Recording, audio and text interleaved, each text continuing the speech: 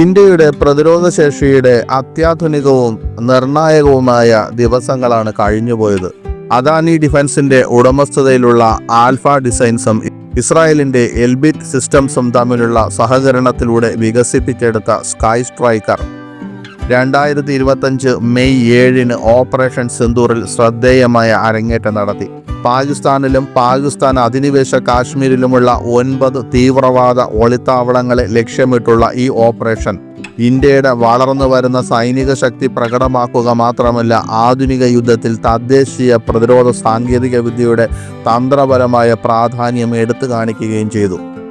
കൃത്യമായ ആക്രമണങ്ങൾക്കായി രൂപകൽപ്പന ചെയ്ത ഒരു സങ്കീർണമായ ലോയിറ്ററിംഗ് യുദ്ധോപകരണമാണ് സ്കൈ സ്ട്രൈക്കർ. 5 മുതൽ 10 കിലോഗ്രാം വരെ ഭാരമുള്ള ഒരു വാർഹെഡ് വഹിക്കാൻ കഴിവുള്ള ഇതിന് ശത്രു രാജ്യങ്ങളിലെ കൃത്യമായ സ്ഥാനങ്ങൾ ഉറപ്പാക്കിക്കൊണ്ട് ലക്ഷ്യപ്രദേശങ്ങളിൽ ദീർഘനേരം പറന്നു നടക്കാൻ കഴിയും. അതിൻ്റെ ഇലക്ട്രിക് പ്രൊപ്പൽഷൻ സിസ്റ്റം ഇതിന് കുറഞ്ഞ ശബ്ദം നൽകുന്നു, അതിനാൽ താഴ്ന്നു പറന്നാലും ഇതിന് രഹസ്യമായ പ്രവർത്തനങ്ങൾ നടത്താൻ സഹായിക്കുന്നു. സ്കൈ സ്ട്രൈക്കർ ഡ്രോണുകൾ, ബ്രഹ്മോസ് മിസൈലുകൾ, സ്കാൽപ് മിസൈലുകൾ ഘടിപ്പിച്ച റാഫേൽ വിമാനങ്ങൾ എന്നിവയുൾപ്പെടെയുള്ള നൂതന ആയുധങ്ങളുടെ സംയോജനമാണ് ഓപ്പറേഷൻ സിന്ദൂറിൽ ഉപയോഗിച്ചത്. സ്കൈ സ്ട്രൈക്കർ ഡ്രോണുകളുടെ കൃത്യതയും ഫലപ്രാപ്തിയും ഈ ആക്രമണങ്ങളുടെ വിജയത്തിൽ നിർണായക പങ്കുവഹിച്ചു. സ്കൈ സ്ട്രൈക്കറിന് പുറമെ തന്ത്രപരമായ പ്രവർത്തനങ്ങൾക്കായി Adani defence and aerospace loitering യുദ്ധോപകരണങ്ങളുടെ ഒരു നീണ്ട നിര തന്നെ വാഗ്ദാനം ചെയ്യുന്നു. ലക്ഷ്യവുമായി ഇടപഴകുന്നതിന് വേണ്ടി 30 മിനിറ്റ് മുതൽ 6 മണിക്കൂർ വരെ ഈ യുദ്ധോപകരണങ്ങൾക്ക് സഞ്ചരിക്കാൻ കഴിയും. കമികാസെ ഡ്രോൺ വ്യവസായത്തിൽ ഒരു സുപ്രധാന സ്ഥാനമുറപ്പിച്ചുകൊണ്ട് അദാനി ഡിഫൻസ് ആൻഡ് എയറോസ്പേസ് പ്രാദേശിക വികസനം, നിർമ്മാണം, സംയോജനം എന്നിവയുടെ ഒരു തദ്ദേശീയമായ എക്കോസിസ്റ്റം നിർമ്മിച്ചിട്ടുണ്ട്.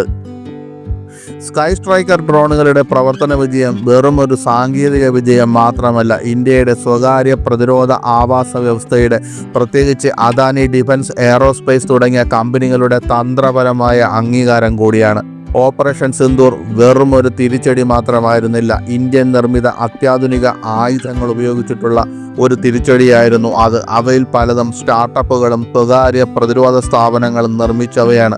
അദാനിയുടെ സ്കൈ സ്ട്രൈക്കേഴ്സ് മുതൽ ഭാരത് ഡൈനാമിക്സിൻ്റെ കൗണ്ടർ ഡ്രോൺ സംവിധാനങ്ങൾ വരെ യുദ്ധ സാങ്കേതിക വിദ്യയിൽ സ്വാശ്രയ ഇന്ത്യയുടെ ശക്തി അത് പ്രദർശിപ്പിക്കുന്നു.